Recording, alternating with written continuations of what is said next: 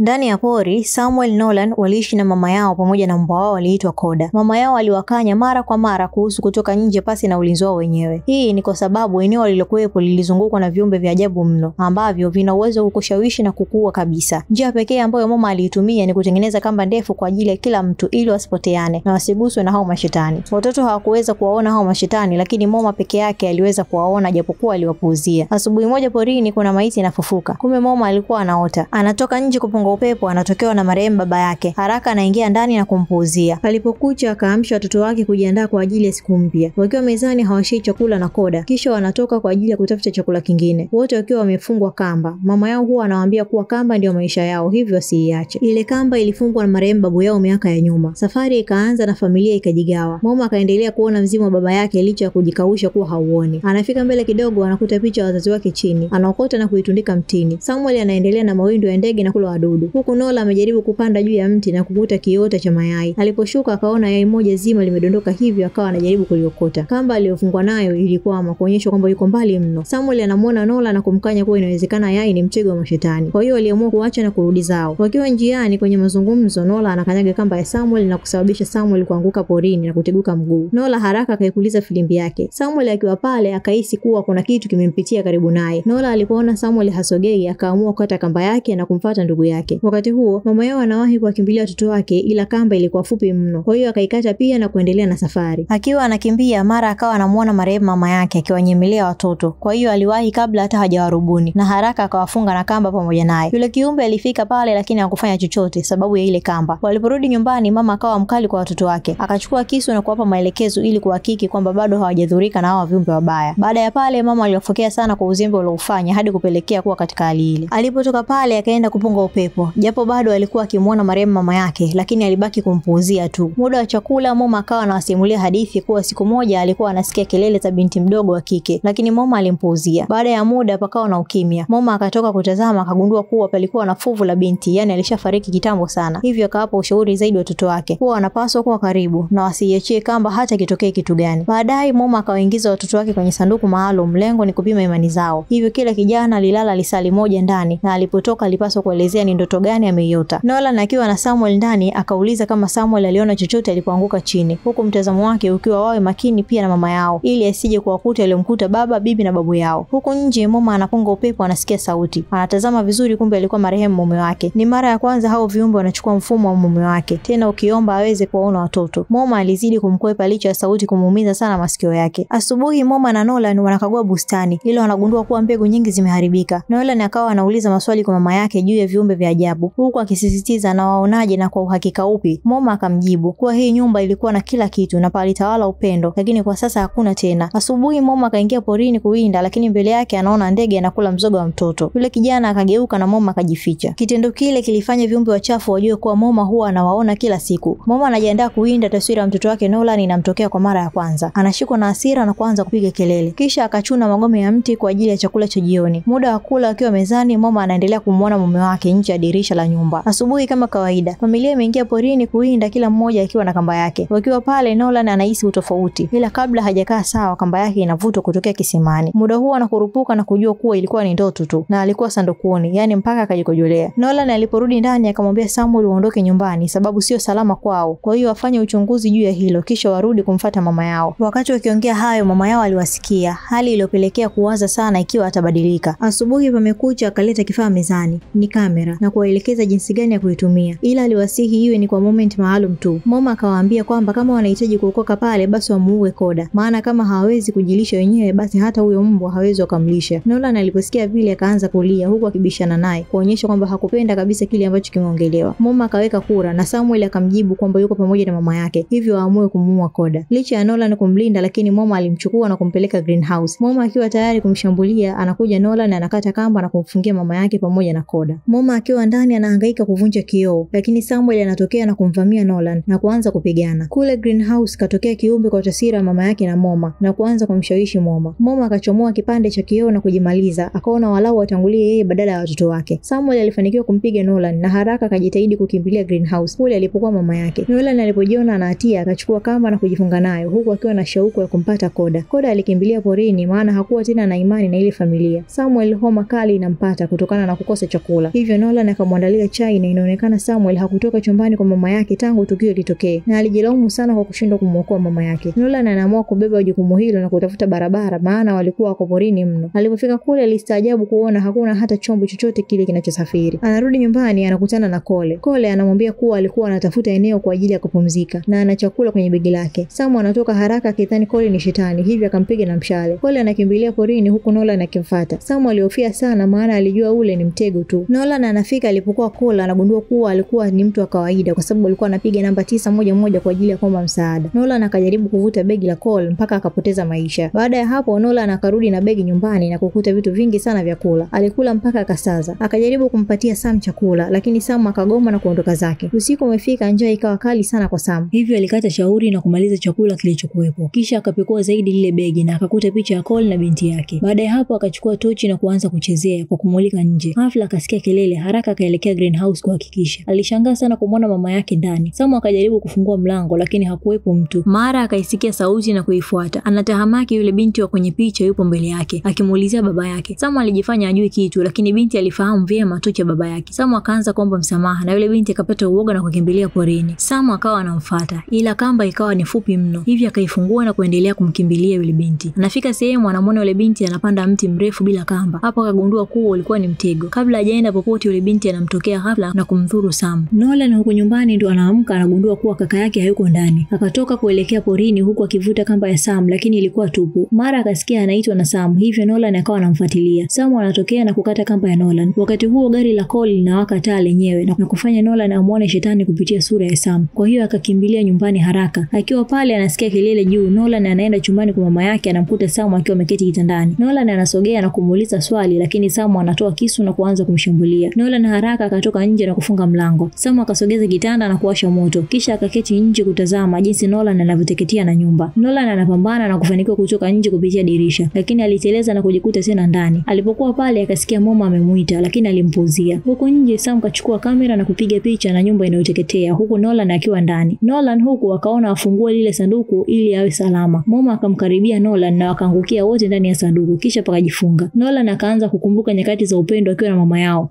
Yule kiumbe akahangaika sana lakini Nolan alifanikiwa kumzidi kutokana na upendo wake, hivyo akapotea. Baadaye watu wa uokoaji wanafika na kuwaokoa. Wakiwa kwenye ndege Nolan anamwambia Sam kuwa wako huru sasa na wataishi kwa amani. Sam anamjibu kuwa aliambiwa anapendwa sana. Huku nyumbani ile picha ambayo Sam alipiga inaonyesha kuwa kuna mkono katika bega lake. Mzigo unaishia hapo. So usisahau kusubscribe, kushare, comment pamoja nasi. Tunajali sana maoni yako. This is Dan Movie Recap Review.